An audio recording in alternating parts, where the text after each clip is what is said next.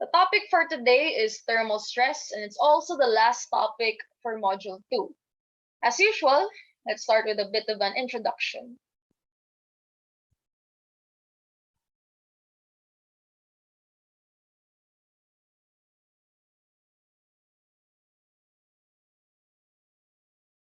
So first, let's talk about thermal strain, denoted by the symbol epsilon sub T. And it's the strain caused by changes in temperature. Its equation is epsilon sub T equals alpha change in T. Alpha being coefficient of thermal expansion, change in T being change in temperature. So let's write that. Okay. So epsilon sub T is alpha change in T. Now that's strain. Remember, we have a basic equation for strain, right? So let's recall that.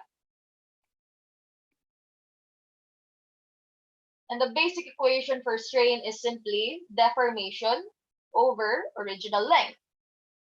Hence, we can write deformation is strain times length. Now, this strain is the same as this, just a more specified term. So, let's combine these two equations and create deformation is simply alpha change in T times L, or alpha L change in T, which is the equation that we'll use all throughout our discussion. So deformation due to temperature, again, is alpha L change in T. Now, this might look familiar to you guys if I rewrite it this way. So change in L equals alpha LO change in T. Now, this is your equation for thermal expansion in physics. So it's the same thing here. In mechanics, however, instead of change in L, we use deformation. Okay? So coefficient of linear expansion, coefficient of thermal expansion, they're the same thing. So the concept is the same as well. Okay? Now, in solving for deformation due to temperature or thermal expansion, you can have a positive or negative answer depending on your final temperature. Now, if you have a positive answer, that means your object is expanding or under expansion. Now, on the opposite end, if your answer is negative, then your object is in compression or reduction in size. So sign convention is important in figuring out what type of deformation your object is undergoing, whether it's expansion or compression. However, later on, you'll see that when we create our free body diagrams, we already consider the type of deformation happening, compression or expansion. So sometimes you don't need the sign anymore. What we need is the magnitude. So take note, okay? When we're only concerned with the magnitude of deformation, use the absolute value, okay?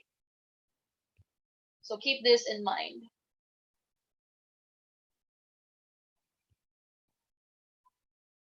Right. Now, another thing about thermal strain is, of course, it will be accompanied by thermal stress.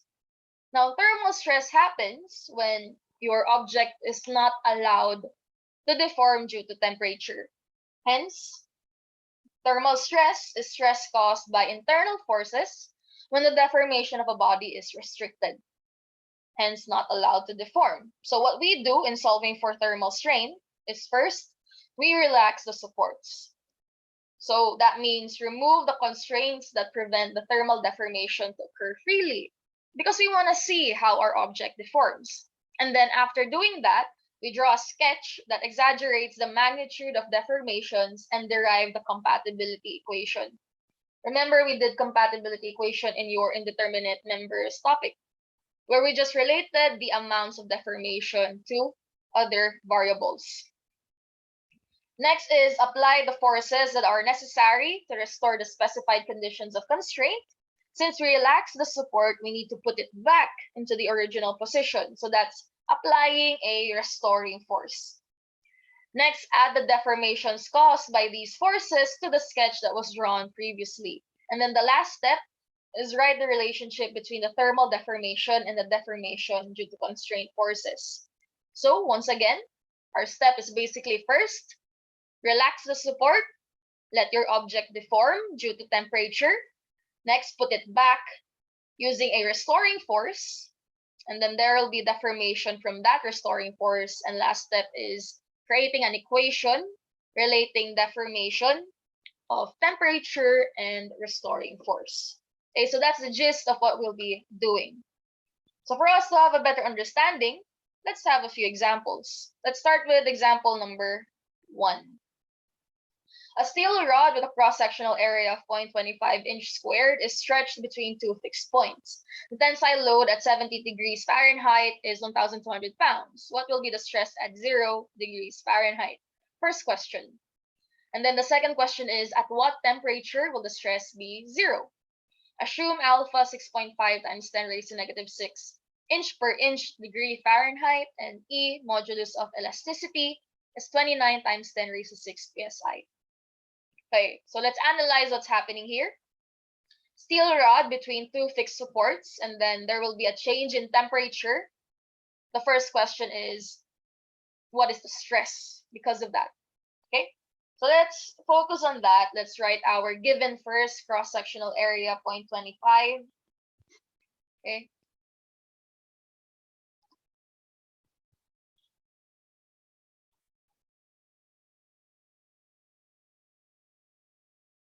Second given, tensile load at 70 is 1,200. So let's call that your initial temperature, Ti, 70 degrees Fahrenheit, and it experiences a tensile load already of 1,200 pounds. What will be the stress at 0? So that's your TF. Final temperature at 0. And then part B, stress is 0. I'll write that later. Assume alpha 6.5 times 10 raised to negative 6 inch per inch degree Fahrenheit. If you've noticed, inch will just cancel out. So sometimes alpha will just be written as per degree Celsius or Fahrenheit. Okay? And then E, 29 times 10 raised to 6. Okay? So everyone, please bring out your calculator for faster solving. Let's start with part A. Let's draw what's happening over here. Okay? Let me draw your support. So between two fixed support is what was mentioned earlier. Okay? And then this is our bar.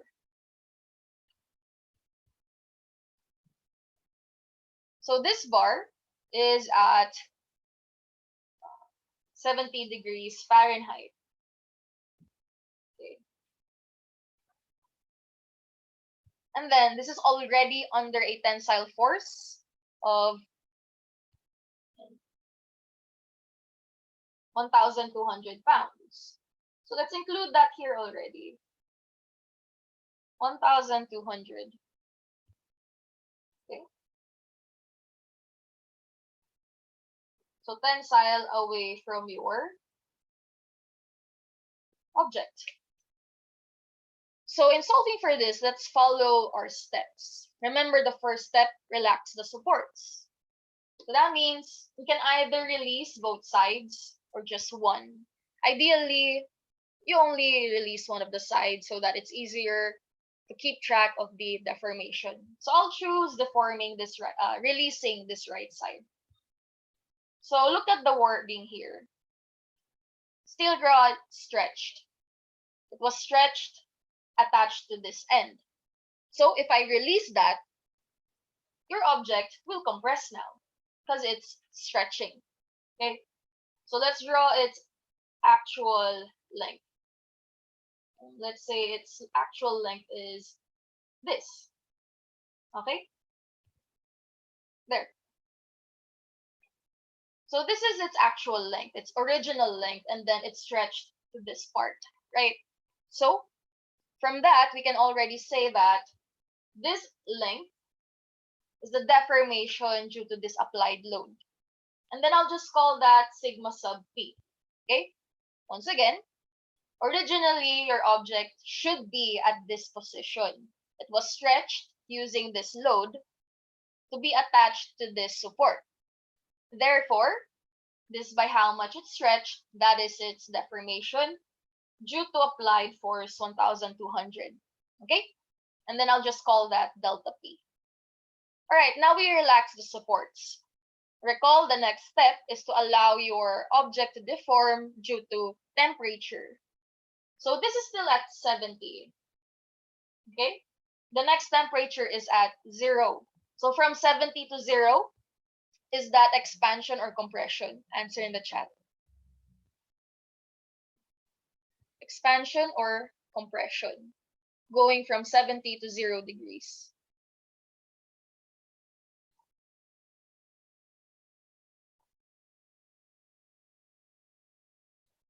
Correct verse and Ralph. Bensil, Manuel verse.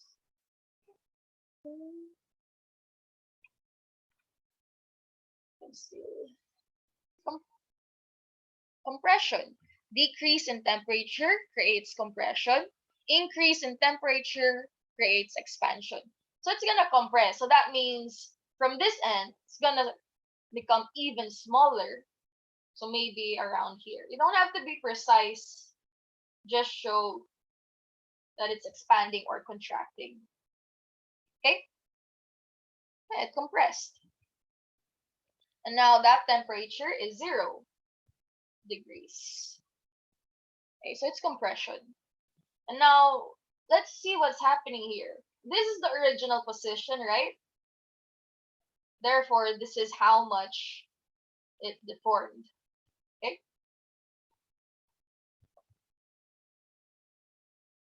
So we can call this deformation due to temperature.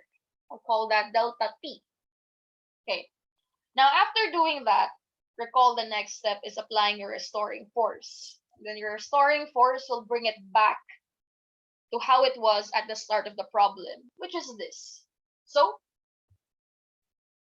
from here, what will happen is we'll apply a force, stretching it once more so that this end attaches to this end. Okay? So there. And then there's this applied force P. Now, this is the total deformation. Now you can just call this delta. It's up to you what kind of labeling you want. I just use this way arbitrarily. Okay? And then the last step is to create your equations relating all of your deltas. We have 3 here, delta P, delta T, just delta. Can anybody give me an equation relating those 3 based on this drawing?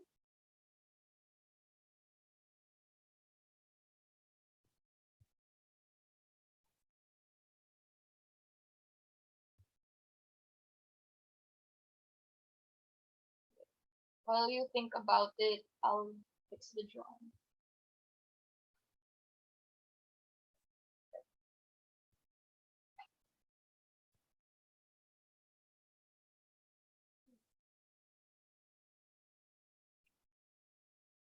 Correct verse. Anyone else?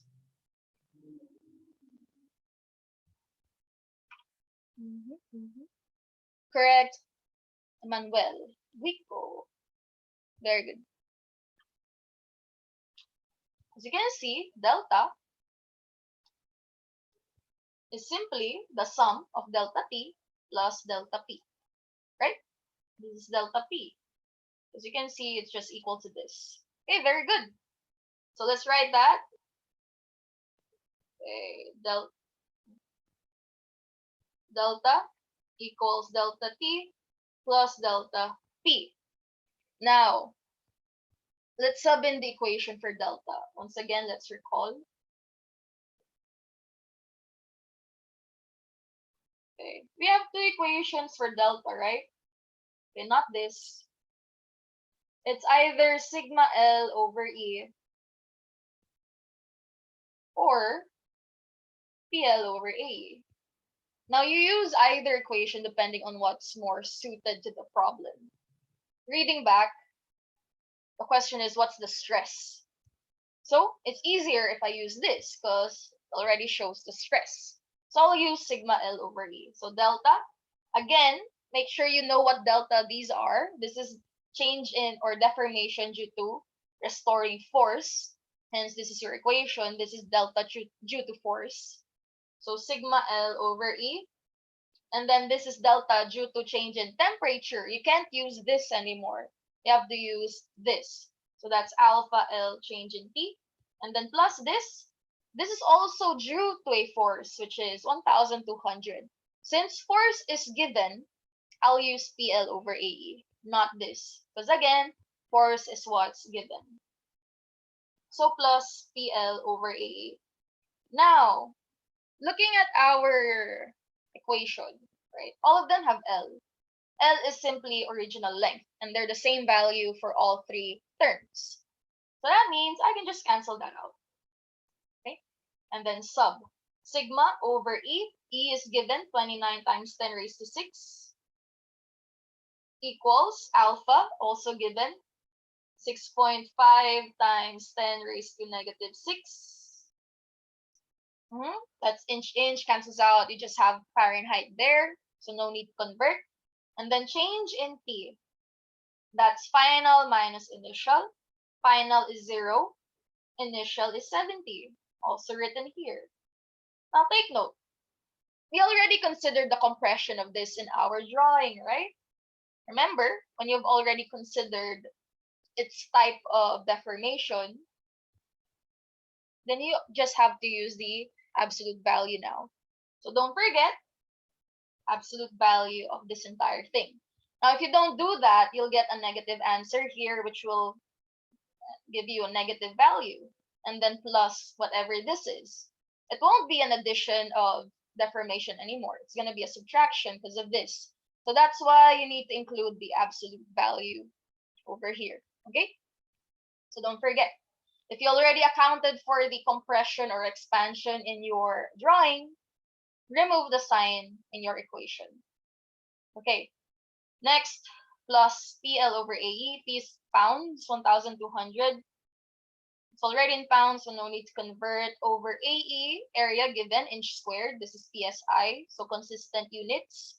Once again, no need to convert. E, 29 times 10 raised to 6. Okay, from this, you can solve for sigma. What's sigma? Correct, Emmanuel? Who else? Correct, Ralph. Buensil Buico. It's 17,995 PSI or 18 KSI. And that's it for part A. Okay, now let's have part B. Part B, at what temperature will the stress be 0? Okay, we're looking for temperature. So before we answer that, let's figure out first again what causes stress in a system. Now we know stress is due to an internal load acting on your object. And that internal load comes from your restoring force, right? So essentially, this restoring force is what creates the total stress in your system. So that means if there's no restoring force needed, there won't be any stress, or stress is 0. So now, how do I remove the need for a restoring force? So let's try drawing what's happening again in order to answer that question. So the same thing will be happening. So I'll just copy this, okay? All right. So,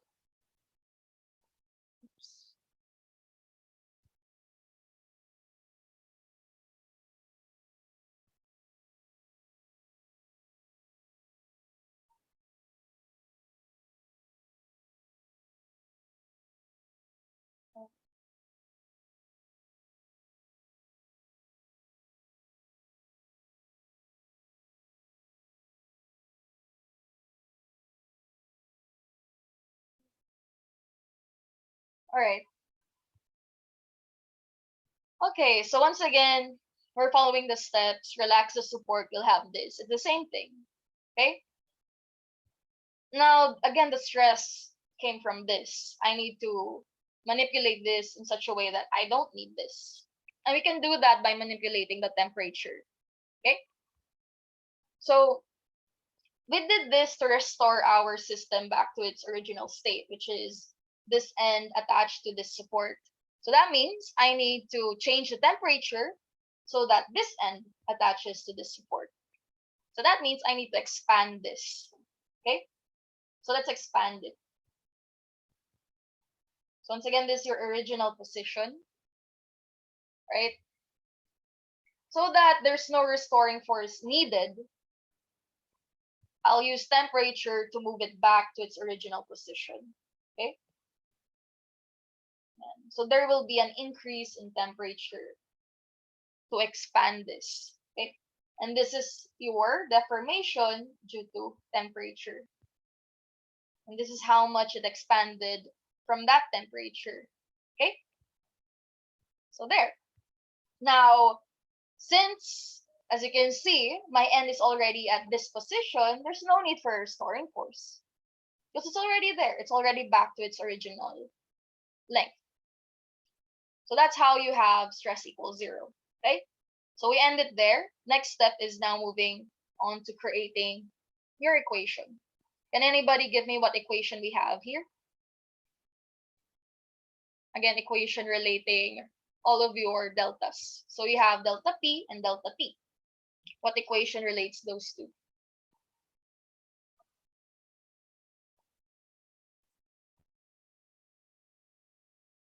Correct, Ralph? Anyone else? And look at the drawing. What can you, or what do you notice?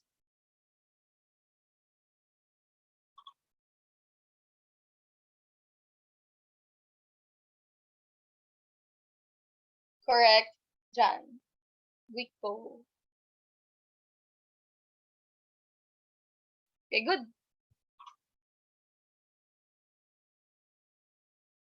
So as you can see, simply put, deformation due to temperature is the same as the deformation due to this applied load. So delta T or delta P equals delta P.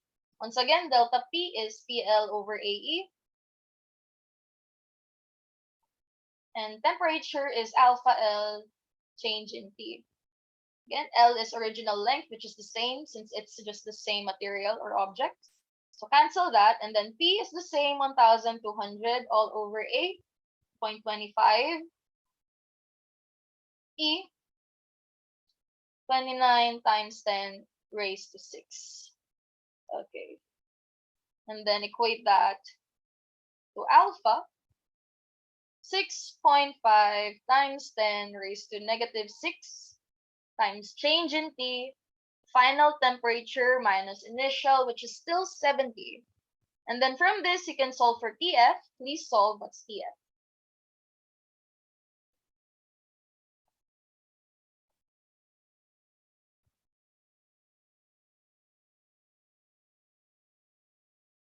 Correct, Ralph? Anyone else? Correct, Mariah. Cavero. And then, sure. Oh, maybe. Okay, recompute. So correct, the answer is 95.46. Okay? And then unit, Fahrenheit. So degree, Fahrenheit. So that's it for number 1. Do you have any questions for number 1? Please answer in the chat. Okay, no questions. Great. Let's move on to number 2.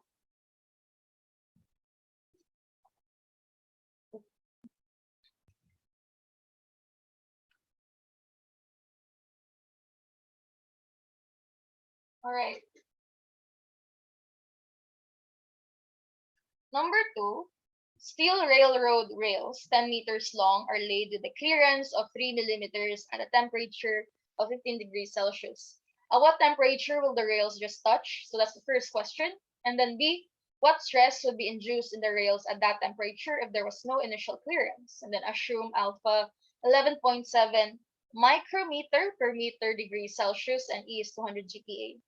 So once again, analyzing the problem, we have railroad tracks or rails with a clearance of 3 millimeters. The question is, at what temperature will it close that gap? So that's the first part. And then the second part is, what if there's no gap? And then your rails will expand due to this temperature. Your rail will experience stress. And the question is, what's the value of that stress? Okay? So once again, let's start with the first question and let's write out our given. Railroad rails 10 meters long. I'll write L equals 10. And then clearance 3 millimeters. I'll just include that in my drawing later. And then temperature 15. So I'll call that my initial temperature. Okay? That's it. Alpha 11.7 micrometer per meter degree Celsius. Okay? And then E, modulus of elasticity of steel. Kind of memorized it by now. It's 200 GPa. Always for metric system. Okay, now let's draw. I'll draw railroad tracks. Okay? And then let's say this is your clearance.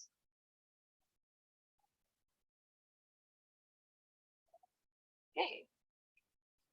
So this is your 3 millimeters.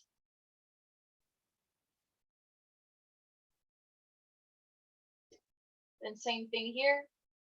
Of course, there's not just one railroad track or rail. 3 millimeters. Okay, so the question is, at what temperature will they close the gap? Okay, so let's close that gap.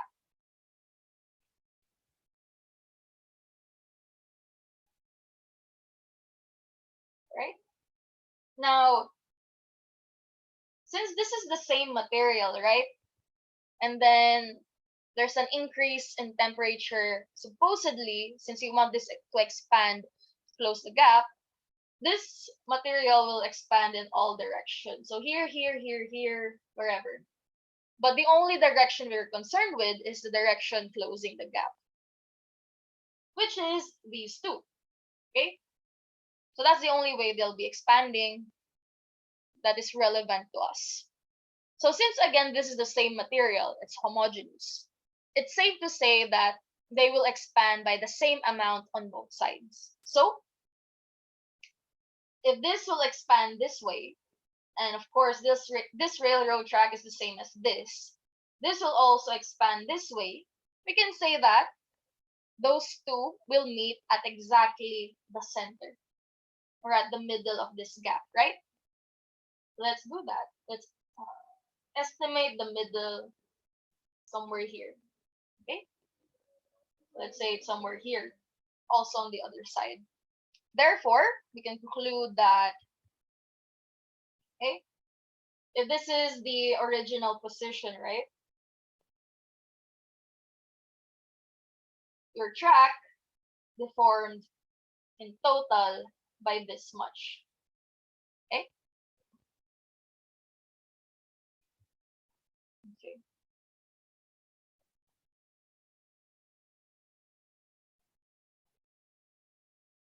There. And since it's gonna expand by the same amount left and right, that means this is the total deformation divided by 2. Total deformation as well divided by 2. It's divided into 2 equal parts to the left and then to the right. Okay? So that's our drawing. Once again, this meets at the center of your gap, right? So that means this is 1.5 millimeters. This is also 1.5 millimeters. So knowing that, can anybody tell me an equation for your delta T?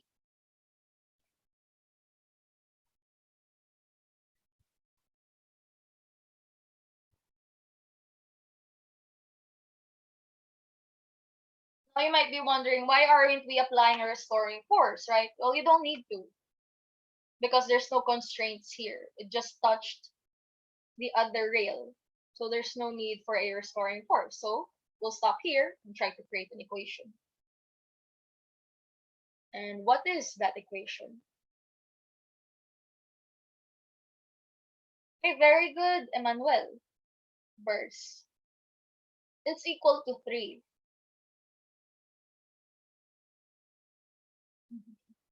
Also, Ralph. Uh, yes, it's 3 millimeters. Okay. Why? You can see it this way, right?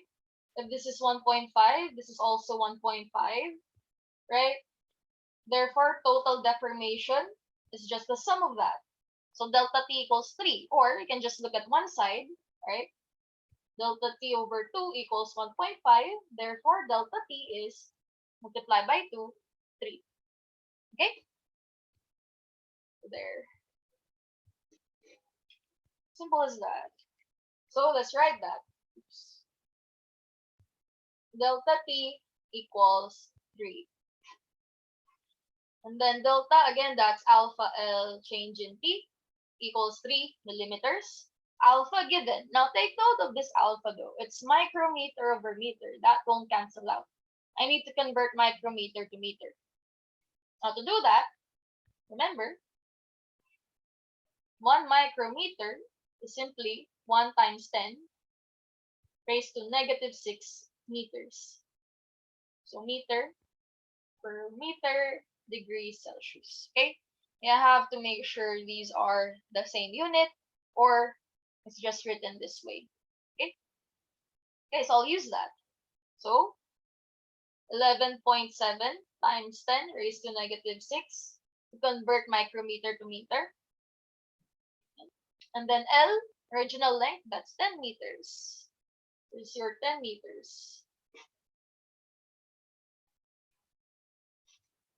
Okay, so times 10 meter, our unit is in millimeter. So let's convert that. That's just times 1000 or times 10 raised to 3 to convert meter to millimeter.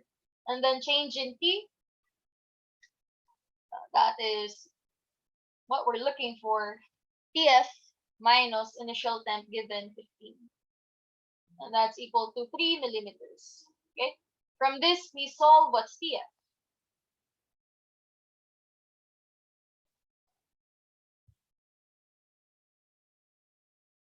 Correct, Christian? Who else?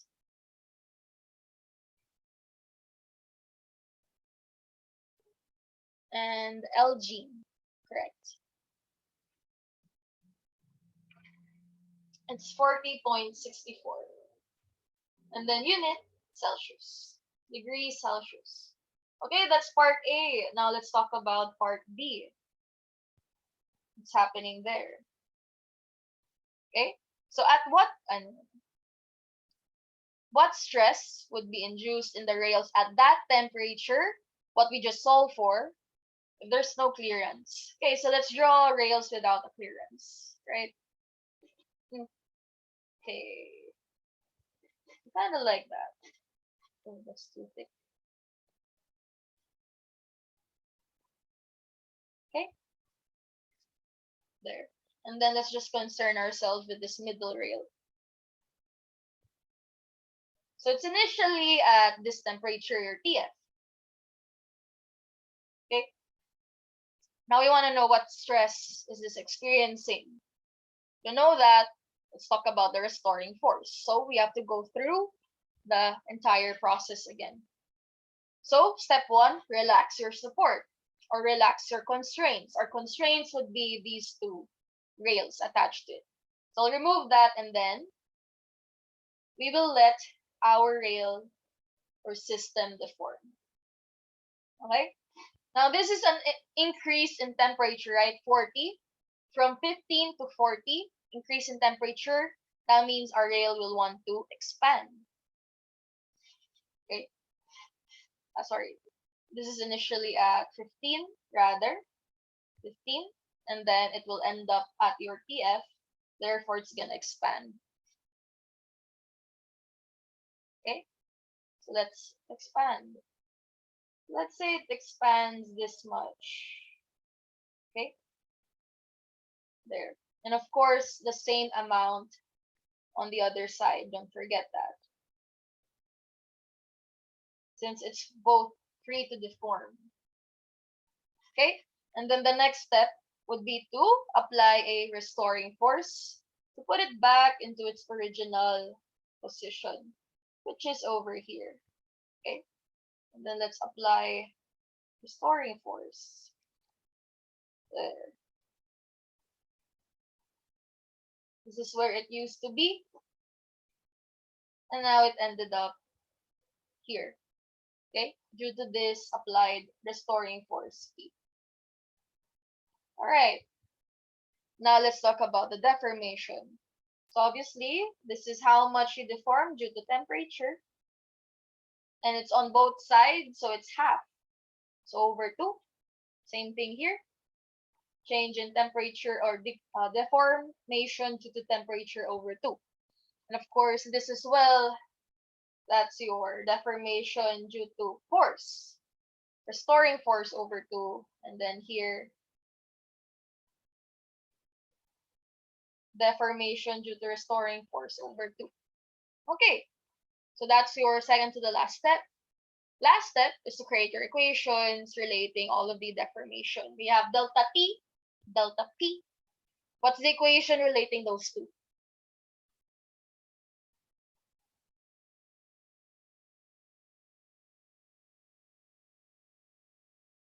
Correct, Christian. Dinaga. Who else? Again, just look at the drawing. What can you say about the two deltas?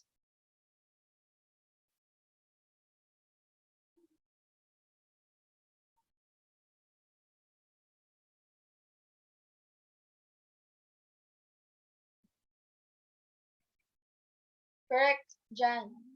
Victor. Wala nang nahabol.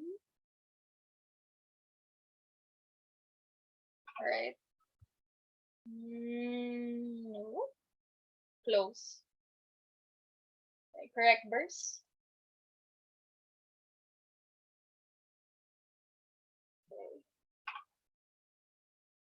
Okay. No more? Alright. So the equation is, as you can see, they're just equal. So you can just look at one side, delta T over 2 equals delta P over 2. You can just cancel out 2, delta T equals delta P. Or you can consider the entire thing, right? You'll still get total deformation in temperature equals total deformation due to force.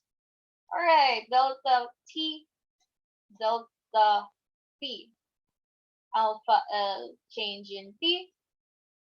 Now this will depend on what we want. We're looking for stress, so I'll use sigma L over E. Once again, alpha, 11.7 times 10 raised to negative 6. And then L, initial length, the same, so I'll cancel that. Times change in T, final minus initial. Final is TF, we just solve for that, minus 15. Okay? And then equals sigma all over E, 200 GPa. Now you can keep the GPa. Your final answer for stress will also be in GPa. But since I'm used to MPa, I'm used to converting GPa to MPa, I'll do that here as well, even though technically you don't have to. Right? 200 times 10 raised to 3 to convert GPa to MPa. Please solve what's stress, sigma.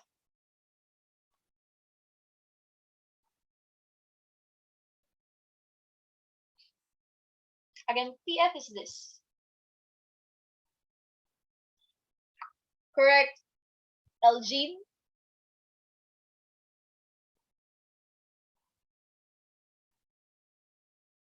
And Ralph, who else?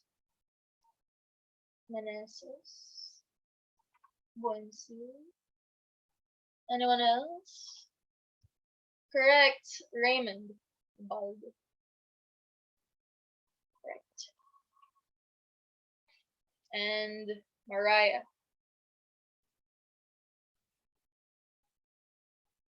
Pavel. Okay, it's 60. 60 MPa if you use the stored value of this. You can store. So 60 MPa. If you didn't convert this, you'll get GPa. All right, and that's number 2. Do you have any questions for number 2? Please answer in the chat. Okay, no questions. Great. Let's have number 3. Okay, number 3. Calculate the increase in stress for each segment of the compound bar shown in the figure if the temperature increases by 100 degrees Fahrenheit. Assume that the supports are unyielding and that the bar is suitably braced against buckling. So the question is straightforward. We just want to get stress in each bar due to this 100-degree Fahrenheit increase in temperature. So this last sentence just means there's no additional deformation or failure that will occur. Okay, so let's write given. There's only one increase in temperature, 100 degrees Fahrenheit. So that's your delta T, not just TFTI, that's your delta T already because it's an increase in temperature. Now, if the wording is, if your system is increased to, let's say 70 degrees, then that's your TF, increase to, TF. Increase by, change in T. Right. So now let's solve. So we're looking for stress in each bar. We've solved for that in our past topics, right? The process was to get stress in each bar, you have to get internal force in each bar, right? But it's not as straightforward as that here because there's no applied force, okay? No applied force, you can really use free body diagram immediately because there's nothing to solve for. Let's say here, right? If I cut here, that's your PAL. And what's this, right? Nothing. So, we have to solve using your steps in deformation due to temperature or thermal strain. Okay, so to do that, once again, first step, relaxing your supports or constraints. So let me just extend these constraints. I'll relax it. And then this is free to deform over here. Okay. So I'll just do that as well. All right.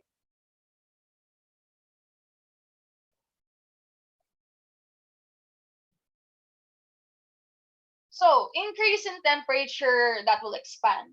If this is decrease, it will contract. So you can say it ended up here. If decrease, this is increase. So it's gonna end up somewhere here. Okay.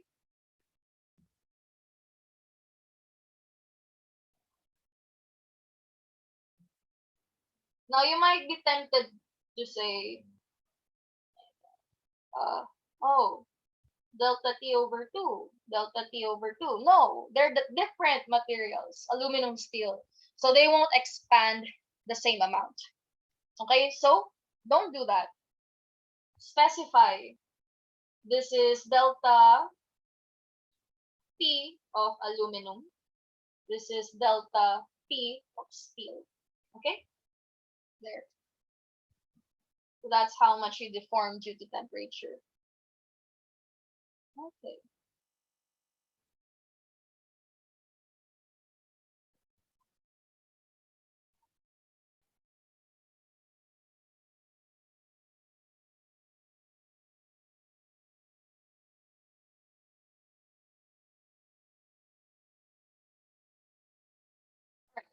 Next, apply restoring forces.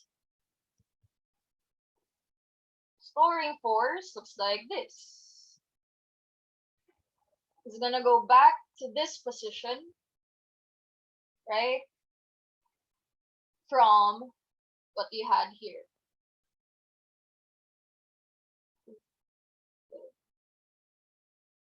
Okay? So initially it was here, now it's not. And it's due to a restoring force P. Okay? And now, we can call this delta P AL. Same thing here, delta P SP.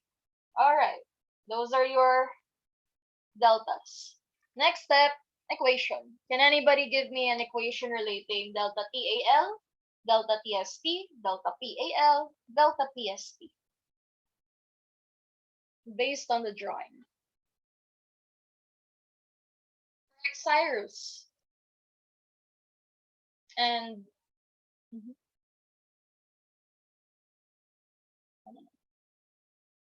Mhm.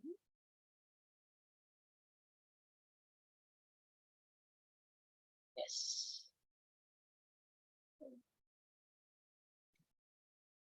Combine all of those equations. Jan. So correct scenario. Hmm, okay. Anyone else? Okay, correct. Mhm. Mhm. Ah, so close. Not quite. Very close, Jan.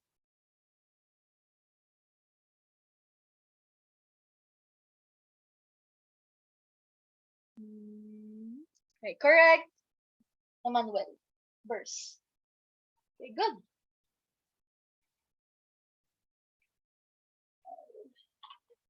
It's the total deformation due to temperature equals total deformation due to force. So that's delta P AL plus delta P SP equals delta P AL plus delta P SP. Okay? So that's the entire equation relating all of your delta. Alright, now let's plug in temperature first. That's easy. Alpha L change in T, and then I'll just do this to signify it's for aluminum. And then plus alpha L change in T for steel equals. Now the question here is, should I use sigma or T? Now, if I use sigma, right, sigma L over E AL, sigma L over E SP, this sigma is different. Although the question is looking for sigma, right, stress, again, these two are different. So there will be two unknowns in a single equation. And I can't have that. So instead, although again we're looking for stress, I'll use PL over AE first. You'll see why later. Okay. Now you might be tempted to cancel out all the L, right? That's what we've been doing. Don't do that because length for aluminum is 10 inches, length for steel is 15. They're different, so you can cancel it out. Okay, so make sure before you start canceling your length, is it the same or are they different? Do you have the same materials or not? Okay, so no canceling here. So now let's write out the values. Alpha for aluminum given. Okay. 12.8 times 10 negative 6. Length 10 inches. No need to convert since inches. Change in T given 100. Plus alpha for steel 6.5 times 10 raised to negative 6. Original length 15. Change in T again 100. Equals PAL. Length is 10 over A. A is 2. E is 10 times 10 raised to 6. Plus PSP 15 all over 1.5 29. Okay. Oh, you might be wondering, hey, that's still two unknowns. What's happening there? I still can't solve for anything. Now that's where your cut isolate comes in. Okay? So you know that there's the storing force on both sides of your system. Okay, this is essentially the end condition of your system. P on both sides. So you can use this drawing to isolate. Cut isolate rather. So I'll cut here, isolate this side, right? You'll have this P over here, and then there's gonna be your PAL, right? Your internal reaction force. Same thing here. I'll cut isolate this part. So kind of like that, right? Again, there's a P here, and then I'll add assume intelligent assumption of direction for your internal force ST.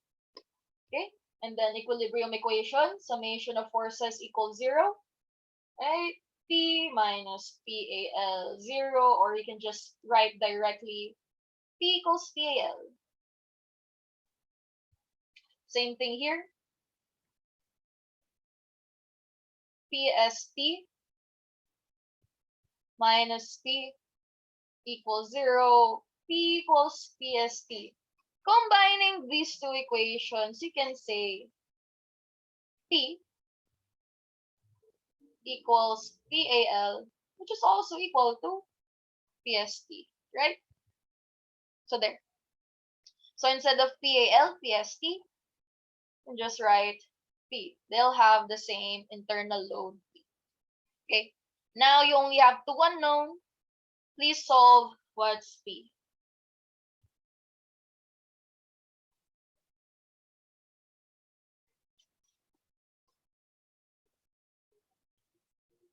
Correct, Ralph? Who else?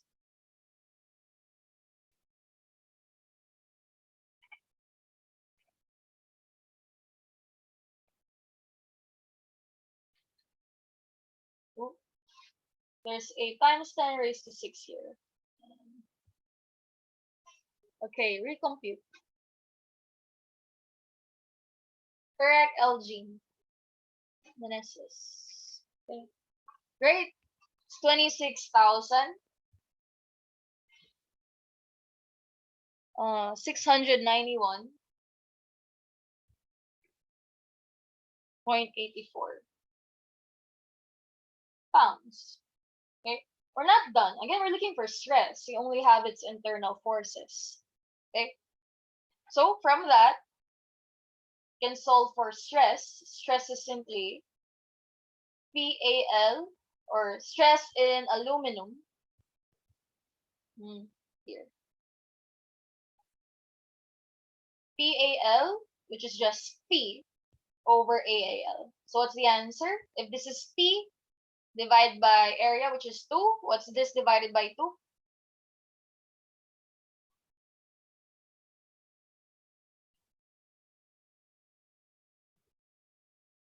Correct, Mariah?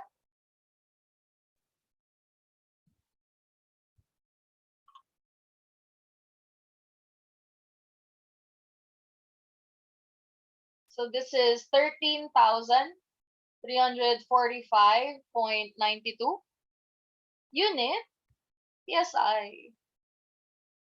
Because we didn't convert anything, so we're following unit of modulus of elasticity.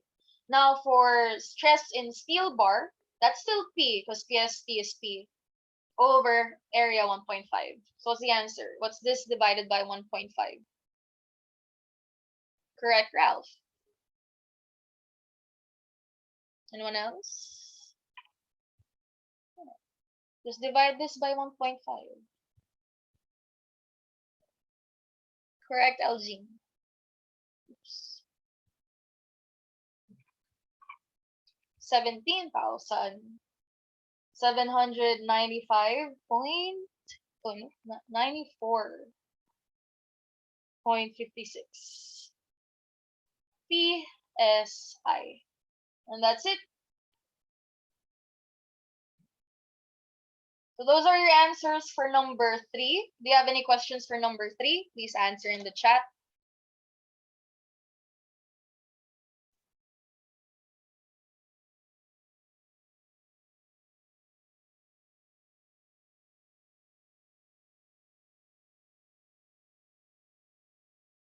Okay, no questions. Great.